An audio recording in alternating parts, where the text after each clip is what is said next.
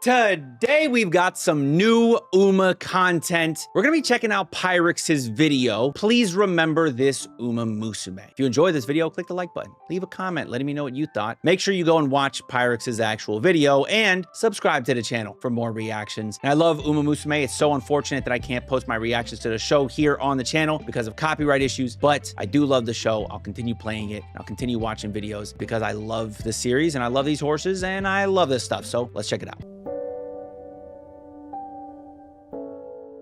それでは改めまして自己紹介をしましょう。こんにちは、アストン・マーちゃんです。よろしくね。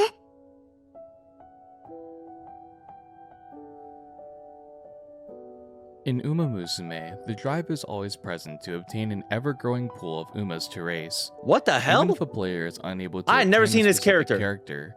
I information never noticed that, at regarding least. them can still be found in the game's trainer notes. Though a brief overview, with some features still locked, the player can still view Umas they've yet to obtain, with most being unreleased in the global version. These Umas are added if a player has either encountered or raced against them in their careers. This is the case for all but one Uma, who doesn't appear unless pulled. Until that point, she ceases to exist in that world. So why is this the case? Why does this Umamusume remain hidden despite the strong urge to be remembered? Who is this Uma? And what was the career of the racehorse she was modeled after? Today, I intend to dive into these topics and present to you a story of regret and remembrance, a rivalry that never was, and a memory fleetly fading with time. This is the story of Aston Machan, a legacy that will never be forgotten. This video will act as one of two parts covering both the real-life history and Umamusume version of Aston Machan and her career. This video will mainly focus on real-life events with some Umamusume tie-ins. Machan's story is a roller coaster, and I plan to release a full in-game analysis when she's available for global players, so they may experience it for themselves. So first and foremost, let's tackle the main topic at hand. Why is Aston Machan presented in the first episode of Umamusume's third season? Specifically, with shots revolving around Daiwa Scarlet and Vodka. She has no speaking roles and just stares into the camera. What the Aston fuck? Machan was active during the same time as Daiwa Scarlet and Vodka. As her history unfolds in this video, you will see why she slowly was forgotten. Every Uma present in the game have their real-life identities acquired through licensing agreements with various horse owners. This is often facilitated directly by the JRA. Some owners will simply allow their horses to be represented, while others will have specific requests they'd like implemented in the game and anime series. For Aston Machan, her Umamusume counterpart was supervised heavily by her original owner. Machan is the only Uma to break the fourth wall in this series, directly staring into the camera, or shuffling her way into shots if the camera pans or cuts away from her. This is an attempt for her to never be forgotten, a statement which she is absolutely obsessed with. During instances where Machan is the main focus of a scene in the game, she'll always be staring straight at the camera, as if she's not speaking to any other in-world character. Wait, this happened in Season 3? For her to never be forgotten, a statement which she is absolutely obsessed with.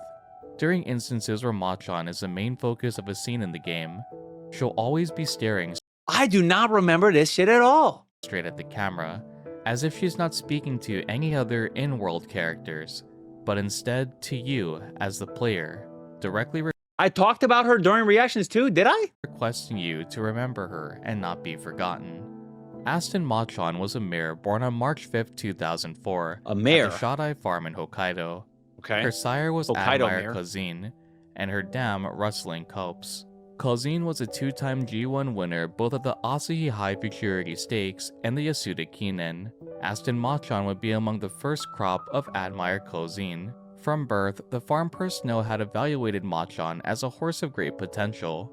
Due to this, Machan was placed in one of many JRA select sales, where promising foals are put up for sale to be acquired by various owners. It was highly believed that with the promising evaluation, Machan would be purchased in no time. What was unexpected was the individual who would purchase Machan. Even with an impressive evaluation, Initially, Machan found no potential buyers. This was mainly due to the fact of her being the first crop of closing offspring. No previous data was available. Because they don't know if the offspring are actually good or not. There's no stud record or whatever, right? There's no stud history. So they don't know if he even makes it for a good stud. They don't know if he has good offspring, if they turn into anything. They just don't know. Because sometimes a great horse, bad stud. Sometimes not so great horse, pretty good stud. Like it's you never really know. Eventually, Aston Machan was purchased by Dr. Mayumi Tosa, who was a female physician. Machan would be, according to available records, the first horse owned and raced by Mayumi, who at the time was still a widely unknown name in the world of horse racing. I'm imagining she's Aston become Martin more. comes from a combination Aston Martin, from the British obviously. luxury car brand Aston Martin, alongside Mayumi's school nickname of Machan. Mayumi was a fan of James Bond, and wanted her newly acquired mare to run as fast as the car driven by him, the Aston Martin. Aston Machan, following the acquisition That's by clever. Mayumi, I thought it had something to do with placed Aston in the Martin. Rito Training Center, where she'd eventually be paired with Sei Ishizaka. Like many others, Ishizaka was skeptical of Machan's potential, being the first crop of Kozin offspring. During the training that followed, and despite the mass skepticism, Machan showed great potential. She was incredibly light on her feet, allowing her to show excellent speed as training progressed.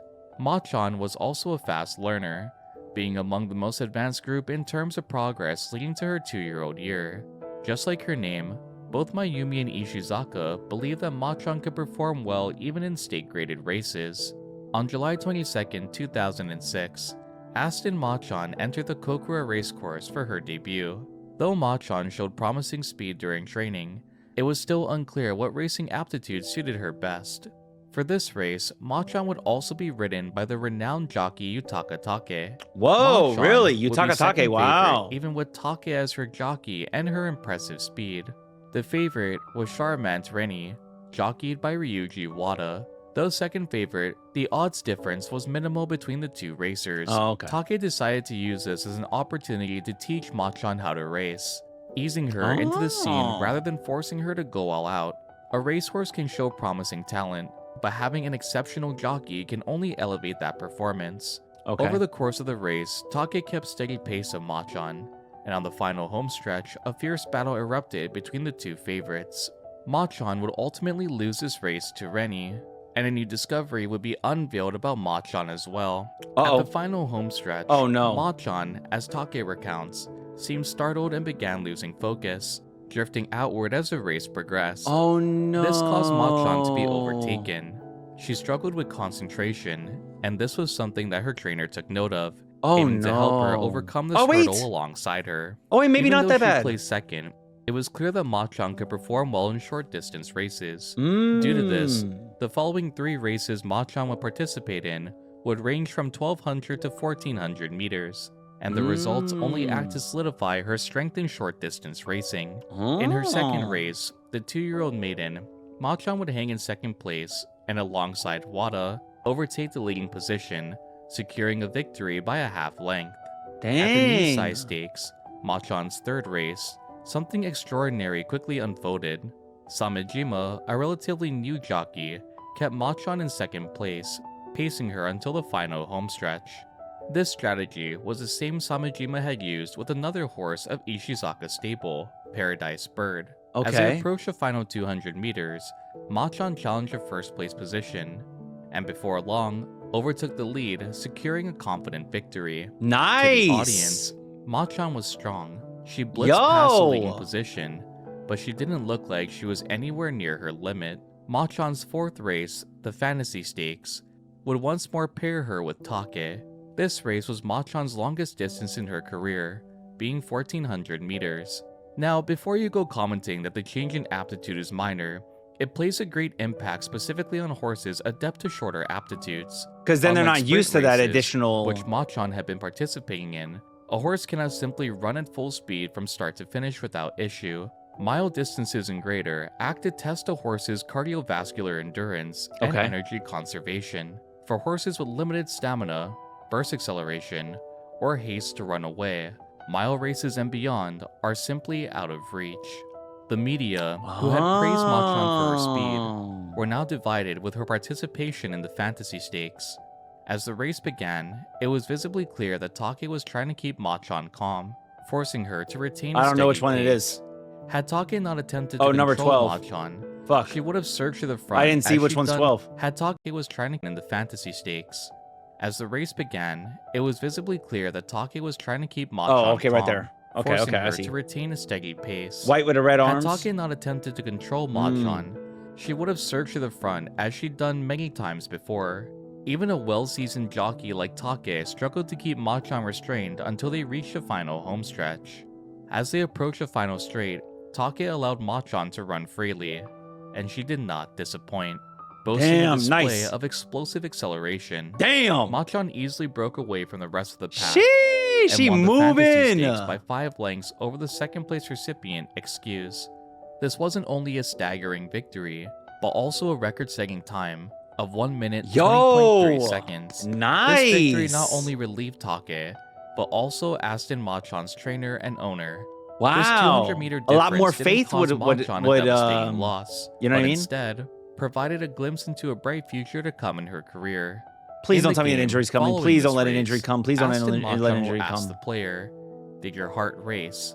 Were you excited?" The simple answer is yes. The fans, Take, Mayumi, and Ishizaka were all overjoyed by Machan's stellar performance. Take would later comment on Machan's performance in the fantasy stakes and his reasoning behind holding Machan back for so long. At this point, the media was already drumming up Aston Machan's name. She was an For the incredibly Oka strong show. filly, Ooh. and many believed that she had the capabilities of winning the upcoming Oka show, the first leg of the Triple Tiara. The record time was already impressive, but what was even more staggering to witness was Machan's ability to distance herself by 5 lengths with ease over a mere 100 meters. Take would state that he was all too aware of Machan's inability to retain focus, and due to this, he'd wait until the last possible moment to allow her to fully burst forward. Machan had a tendency to let her mind that makes wander, a lot of sense. so Take did all he could to remain vigilant and lead Machan for a majority of the race. Though Take would state that Machan appeared to have eased her way into racing, and this race in particular did yield results, he also would state that as the competition got stronger, Machan's lack of concentration would be her greatest weakness. Take would continue, addressing Machan's aptitude. Though she was fast in the final 100 meters, Take observed that Machan simply wanted to rush forward, and due to this, he concluded that her best distance would most likely remain at 1200 meters. A month later, on December 3rd, 2006, Aston Machan will participate in the Hashin Juvenile Fillies. Wait, when she comes to Uma, she's a sprinter? Cause brother, I struggle with my sprinters. That's like the worst one for me. Her first participation in a G1 race. Once more, Take would take the reins, ready to guide Machan to another victory and overcome her lack of concentration. This race would be 1600 meters in length. Oh, And due to 1600. Machan's previous fantasy stakes win, her team was confident that she could display her monstrous speed even with a 400 meter difference over her preferred aptitude. Machan would be the favorite to win, sitting at a 1.6 to 1 odds. As Okay, is the that race good or began, bad? I don't even right know. out of the gate, Machan attempted to surge forward. Even with his vast experience, Take still struggled to manage her, eventually calming her and positioning themselves in 5th place along the inside of the course. Fans were seeing once more both Machan's speed and Take's expertise in action. Okay, Sticking good. close to the rails until the final corner. All right, Take that's kept okay. control That's of gotta be him Machan, then. And down the final straight, Number 9. Take Okay. broke through the leading group and Damn. Machan surged forward. Let's go. Just like the fantasy stakes, Uh-oh. they began distancing the lead horses. But unlike the fantasy Number 2. stakes, this time, a new challenger would emerge. From the Oh, far outside, vodka, pursued Scarlet. a Dark Bay filly, one displaying a monstrous Vodka. spurt to catch the leading position. Damn. Soon, a head-to-head duel began between Machan and this Dark Bay filly, and ultimately, Machan would lose by a neck.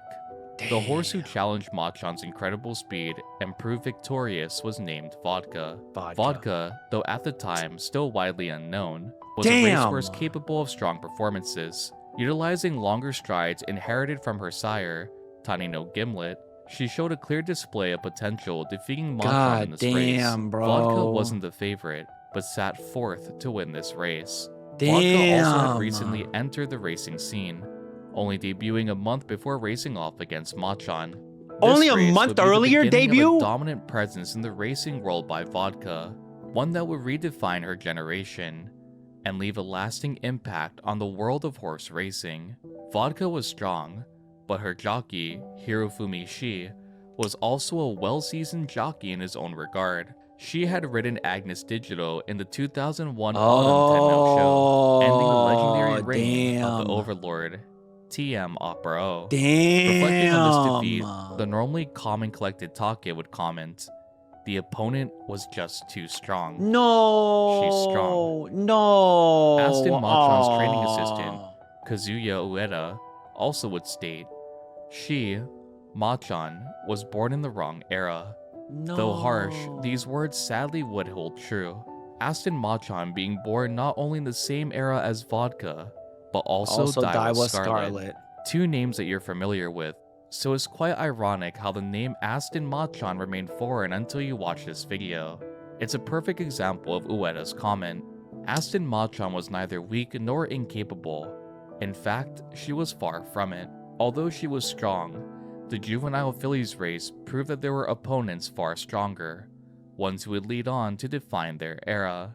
Damn. Trainer Ishizaka would take That this loss as a sucks. lesson, confident Machon could still handle 1600-meter races, and still had high hopes. And for they her want to 3-year-old go for. racing I feel like it's always much better to go for the miles and mediums, because that's like where that's got to be where the most money is, right? Nobody wants to sit for the long races for some reason. They don't really like fuck with the long ones as much, but the miles and the mediums is where it's at. That's the biggest courses. That's the biggest races. Next aim would be the Oka show, but the question still remained: could Machon win over such strong opponents? With 2006 coming to a close, Machon would race 5 total times, placing first in 3 and second in 2, an impressive record for her 2-year-old year. As 2007 began, Aston Machon would race in the Fillies Review held on March 11th. This race, alongside the Tulip Show, is regarded as one of the 2 major trial races for the Oka show. The Review is 1400 meters in length, 200 meters shorter than the juvenile fillies race Machon participated in the previous year. Machon's rival, Vodka, had also won the Tulip Show the previous week, setting the stage for Machon to prove herself in the second trial race leading up to the Oka show. Unsurprisingly, Take remained as Machon's jockey, and Machon once more was the overwhelming favorite to win. Take, just like he did previously, restrained Machon from bursting forward straight out of the gate, easing her into 3rd place as the race continued, allowing Machon to fully spurt down the final straight. She quickly overtook the lead effortlessly, claiming a victory by 2.5 lengths over the 2nd place recipient, Amano Cherry Run. Even with this victory, and redemption from her previous defeat, something didn't sit right with Take. Not After surprised. The race, he commented Still that not Machon vodka. has too much speed. Though it could be seen as a compliment, it was not a statement of unqualified praise. Take didn't simply state that Machon was fast, but the fact that she was too fast. Her uncontrollable urge to run at full speed straight out of the gate consumed far too much stamina, making increased distances difficult for her to overcome. According to Take, there were many things Machon still needed to learn in racing. The Oka show will be on the outer track and the competition fierce. Even with these comments, trainer Ishizaka would still hold hope in winning the Oka show. When faced with the media, he advised them to share the reality of Machon's situation and not simply her triumphs. This was an ever-growing uphill battle, and despite being best suited for 1200-meter races, her team pushed forward to have her compete in greater distances. As the Oka show rapidly approached, so who knows how different. Analyzed the filly race. Also, they don't even do sprints. She could have been dominant in the sprints at this time. She could have been like the sprinting horse of this era. And sure, it's not the greatest horse because again, greatest horses more. You know, you're gonna find them more in that mile medium. Like some of the big G1s, it's miles and mediums, really. You know, but I don't know. And produce their findings. At the top spot, undisputed, stood Vodka. as an overwhelming favorite with 99 points. Below Vodka was Daiwa Scarlet, standing at 94. And below both of them stood Aston Machan, tied in third place with 83 points, with Excuse and Nishino Charmy. Vodka's evaluation was overwhelming, and her status as the main favorite for the Oka show remained unshaken. Scarlet, who sat one place under Vodka, had only narrowly lost to her at the Tulip show. Even so, Scarlet was still highly regarded due to her exceptional pedigree, being a granddaughter of Sunday Silence, the progeny of Agnes Tachyon. Damn. As stated before, Machan, due to her sprinting aptitude, was simply born in the wrong generation. She was an adept to greater distances, and to top it all off, she shared the racecourse with two monsters of her generation. Even with her strength, Machan began to fade into their shadow. On April 8, 2007, Aston Machan would enter the racecourse against these two and get era-defining absolutely mares. bodied, right? Vodka, jockeyed by Hirofumi Shi, stood as the overwhelming fan favorite with a 1.4 to 1 odds. Aston Machan, once more jockeyed by Yutaka Take, stood second at a 5.2 to 1 odds. Under Machan was Daiwa Scarlet, jockeyed by Katsumi Ando, who stood at a 5.9 to 1 odds. It is important to note that in this race, the fourth horse, Shonan Talent, would stand at a staggering 34.7 to 1 odds. Damn! And fifth favorite, Emmy's Smile, stood at 44.6 to 1. It was obvious, even if evaluated lower than Vodka and Scarlet, many still saw Machan's potential to emerge victorious at the Oka show. The audience expected to see a fierce three-way battle for the finish, with these three favorites each pushing the other to their limit. I'm looking for 15 right now. Two would live up to that expectation, with one falling further behind in their shadow. Damn. This race in particular is a primary reason for Machan's appearance in Umamusume as a background character to Scarlet and Vodka, a ghost who never utters a single word, yet demands the viewers' undivided attention. Unlike previous races, Take wouldn't be able to restrain Machan. Showing her usual temperament, defying Take, Machan would run at full speed to second place approaching the final corner. Crossing into the final homestretch, Machan would drift further behind. Take, who had already expressed his concern with Machan on longer aptitudes, would once more comment that Machan continued to show sprinter tendencies. Had she run smoothly with the flow of Take's guidance, he had full belief that she could have contested both Vodka and Scarlet at the Oka show. Scarlet emerged victorious, with Vodka narrowly taking second place. This would mark the shift in their generation, with Scarlet and Vodka trailblazing a legacy together, while Aston Machan would be forced to follow a different path. It had become clear that Machan thrived in sprints, but the devastating loss so of what the ended up Oka happening show is that she only just ended acted up to being solidify a this thought. sprinter. Even with Take at the reins, races beyond that aptitude were not suitable for Machan at all. After the Oka show, Aston Machan's team decided to give her a long break and plan for the future. This break would last from April to July in 2007. That's pretty big. As Machan rested, her rivals would continue to make history. Vodka would be the first mare in 64 years to win the Tokyo Yushun, the Japanese Derby, and Scarlet would not only win the Oka show, but would go on later in that year to win the Shuka show as well. Heeding Take's previous assessment on Machan, the path was set to pursue a career of only sprint races, staying true to Machan's natural aptitude. On August 12, 2007, Machan will return to the racing scene, participating in the Kitakyushu Kinen, a G3 sprint race.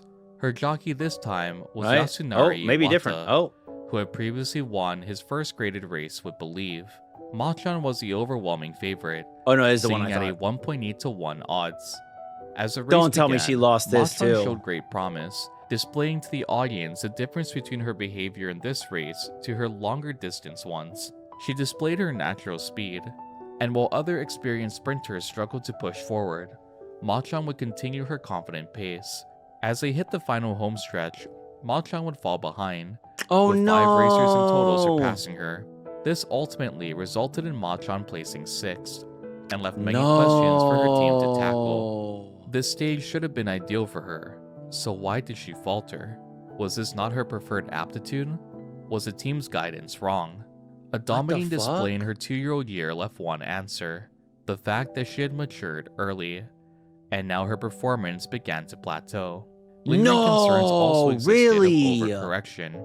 Perhaps her time with God, Take and longer look at all those aptitudes damn resulted in veins. mental instability. With lingering concerns, no. the team was forced Damn, to press I was onward. low-key thinking the same thing. What if it's because all the mile races, she's like, oh, okay, so maybe like what I'm doing is wrong and I gotta race a different, and then, but oh no, now we're throwing back in the sprints, but I thought I was supposed to, maybe that's what it was. And maybe that's kind of what they're saying right now. To their main target, yet another G1 race, the Sprinter Stakes. On September 30th, 2007, that day would finally arrive. This was Ma-chan's opportunity to redeem herself and prove her mastery in sprint races. In preparation for this race, Ma-chan had practiced more on slope-based tracks, aiming to strengthen her body. Over time, her results became visibly clear. Her muscle mass increased, and she rose 10 kilograms in the course of a month. For the Sprinter Stakes, Aston Ma-chan wouldn't be jockeyed by Yutaka Take. Take had already previously agreed to riding Suzuka Phoenix in the very same race. Phoenix, who was owned by Keiichi Nagai, the same owner of Silent Suzuka, had a long-standing relationship with Take. Due to the current circumstances, Ma-chan would be jockeyed by Eiji Nakadate. This proved to be peculiar for many fans, seeing as Nakadate had been active over 10 years earlier, and was the main jockey for the Great Filly Hishi Amazon. Oh, Even wow. into the 2000s, he remained a top jockey, Red Wings, what the hell? ranking among the top 10 nationwide. This mainly came as a shock, since at this point in his career, Nakadate primarily only rode local tracks. Nakadate had claimed many wins in regional races, even achieving 100 wins in a year. But these days, it was rare to see him in a Central G1 race. Of course, this unexpected addition garnered the question, why him? As conversation continued, skepticism because of his quickly grew to capability? excitement. Eventually, the common answer was reached. Nakadate would allow Aston Ma-chan to take the lead and be a true front runner. You see, Nakadate wasn't only the jockey for Hishi Amazon, but another horse you're all too familiar with from Umamusume, a front-running horse that ran with everything they had. Turbo! An unprecedented front-running strategy that would even defeat Rice Shower. Nakadate was the main jockey for Twin Turbo, and of all types of running, he was well known as a master front runner. Master front runner, interesting. Fully intended to unleash her abundant sprinting ability, and utilizing one of Japan's best in the field, they had their sights set to win the Sprinter Stakes. Up until this point, Ma-chan had run cautiously, but that caution was thrown aside to allow Ma-chan to do what she defiantly attempted so many times before, to run to her heart's content. There was no turning back, and the team, alongside Ishizaka, had taken precaution to ensure this transition went smoothly. Okay. The track this time would be heavy due to rain, Oh a no. condition requiring Bruce Please strength don't to let there be overcome. some injury, Luckily for please. Aston Ma-chan, her team had already trained her to possess that monstrous strength required. Oh, good. As the gates opened, Longren, jockeyed by Hirofumi Shi, exploded out of the gate, displaying a perfect start to the Sprinter Stakes. Whoa. Even this start would be easily surpassed though. Easily surpassed, Unleashing all like her damn. power and unrestricted by her jockey, Ma-chan made an incredible push to the front, easily surpassing and Yo, the overtaking groundwork. Longren. This was shocking to everyone watching. Wet This conditions, wasn't probably. a debut race. Oh, like This wet was conditions, a I G1, think. with every horse being a top racer in terms of speed and acceleration. Even with this roster of expert sprinters, Ma-chan had surpassed them all. She was faster than them all. Even with the heavy track conditions, Ma-chan led. Nakadate's guidance finally allowed Ma-chan to fully thrive on the course. She maintained her lead uncontested, keeping 3 lengths between her and second Damn, position. the entire This time? lasted until the final homestretch, Uh-oh. where she'd extend that lead to 4 lengths. As pursuers narrowed the gap, Ma-chan crossed the finish line. From start to finish, she yielded her lead to no one. After so many trials and so much hardship, Aston Machon had finally claimed her long-awaited Whoa. G1 victory, establishing herself as a new sprint queen. Whoa, This race okay, will I also like be a it. milestone for Nakadate, winning Good. his first G1 race in 13 years. He later stated that he'd have his own strategy to have Machon win, but Ishizaka simply told him to bring out Machon's full power. No restrictions, no stress, just ride in a relaxed position. Let her run. Nakadate was extremely grateful to Ishizaka for this request, allowing him to reignite the passion he had to race on a Awesome. big I'm glad she stage. won the G1 though. To say the That's response huge. from Machon's team was emotional would be an understatement. Nearly every single member were on the verge of tears for Machon's Aww. win, finally being able to see her full potential after so many roadblocks in her career. That's so beautiful. Even though she would never stand aside Vodka or Scarlet, she had made her mark, claiming a victory on the greatest stage for Japan's sprinters. Aston Machon was still a 3-year-old horse, and it had been 15 years since a horse that young had claimed a victory at the Sprinter Stakes. Oh, Only wow. Nishino Flower had done the same before in 1992, making Machon the second 3-year-old horse ever to win. Wow. Machon was also younger than Flower at this time, So technically making her the the youngest. horse in Japan's history to win, only elevating the accolades. Even with this monumental Damn. victory, it Nobody sadly talked about will her. remain in the shadow of the two super fillies of her generation. Sadly, as we've seen many times before, with this victory would come a tragic downfall. No. Her 10th race would Please be don't be an injury. Is it an injury? Please don't be an injury. the Swan Stakes, where alongside Nakadate, she'd devastate the audience and finish 14th. With Machon being a young horse, expectations were still high to see a turn in her career in the Hong Kong Sprint in December. Equine influenza forced Machon to withdraw, Oh no. and once more, it was announced that she'd rest for the remainder of the year. On February 10th, 2008, Aston Machon entered the Silk Road Stakes, this time accompanied once more by Yutaka Take. Okay. Instead of trying to ease into longer distances, Take would allow Machon to show her full strength in her preferred 1200-meter distance. Even with this once more being Machon's specialized aptitude, No, dang, she'd she fell ultimately back. place 10th. Even Take was unsure of what had occurred. Unlike before, he hadn't felt anything off with Machon, nor did he act to hold the reins to command her to pace. Like previous evaluations, Machon was still young, and only showed potential to grow as her team planned to race her in the Aww. Takamatsunomiya Kinen in March. Following this, her team had high hopes and planned to race her overseas. Here But comes the bad. that did not happen. A newspaper article published in April 2008 Heart would attack. be headlined, Aston Machon, sudden No. death due to acute heart failure. No. The article continued. Aston Machon, last year's Sprinter Stakes winner, who had been treated at the Rito Training Center Clinic for colitis, died on April 21st, 2008. She had 11 career starts and 5 wins, including 4 graded victories. Colitis is colitis of unknown causes. According to a JRA doctor, Kiminobu Yoshinari, mental factors such as stress are also considered. Only 5 to 6 horses per year develop it in the JRA. Some recover, and some do not. Machon had received dedicated Damn. treatment for about 2 months, but the staff's wishes for her to recover would never be fulfilled. To say Machon's death hit her team hard would be a drastic understatement. No one took the loss more severely than Ishizaka, who was haunted by regret and blamed himself for Machon's Aww. premature passing.